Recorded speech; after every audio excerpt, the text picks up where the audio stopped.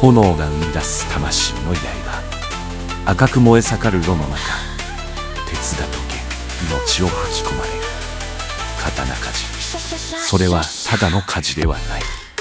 平安時代に始まり、鎌倉時代に大きく発展した1000年以上の歴史を持つ武士の魂を宿す技。戦国時代、命を懸けた戦の中で、刀は武士の最も信頼できる相棒だった。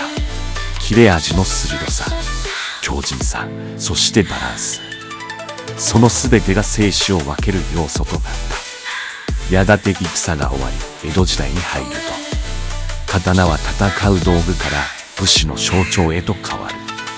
武士の誇りを示し、美術品としての価値が高まった。美しい刃文、華やかなこしらえ、名工と呼ばれる鍛冶が次々と誕生し、日本刀は実用性と芸術性を兼ね備えた存在となった。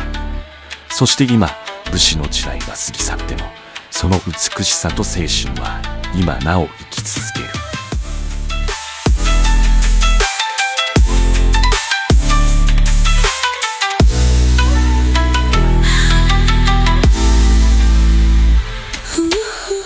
鉄に宿る誠と道。刀は単なる武器ではない。それは幾重にも盛り重ねられた鍛錬の結晶、玉鋼。日本の大地から生まれた砂鉄を原料とする純粋な鋼。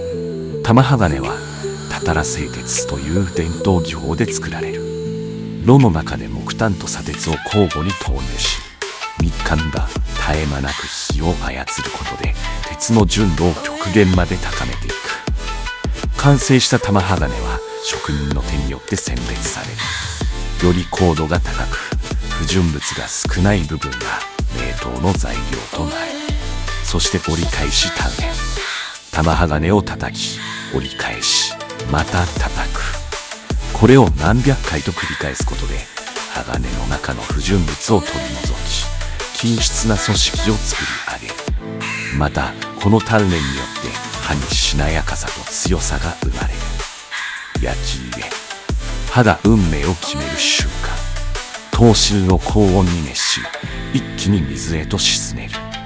この急冷によって刃が硬化し、独特の刃文が生まれる。刃文には様々な種類がある。直線的なもの、波打つもの、炎のように揺らめくもの。それらは鍛冶職人の技と個性の証。名刀と呼ばれる刀には唯一無二の美しい刃文が刻まれている。一振りの刀が生まれるまで、それは命を削る仕事。ただ強いだけではない。研ぎ澄まされた機能美と静筆な美が求められる。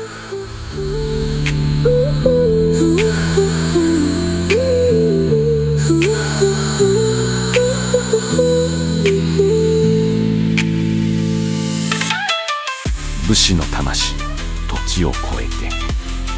かつて武士は刀を心とした。刀は武士の魂。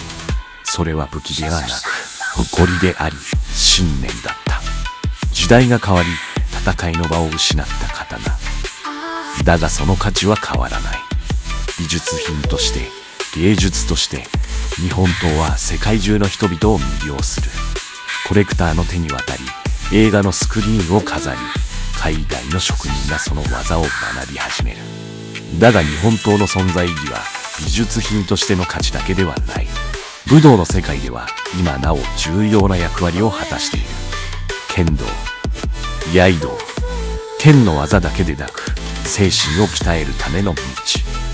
剣を抜く所作、切る動作、収める動作、その全てに日本刀が持つ精神が息づいている。現代の刀鍛冶たちは伝統な技法を受け継ぎながらも、新しい素材や技術を取り入れた刀作りにも挑戦している。軽量化された刀、装飾に現代の美意識を反映させたもの。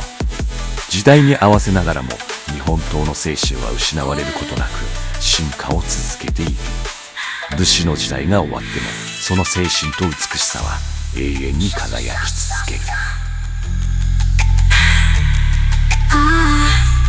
ささささ刃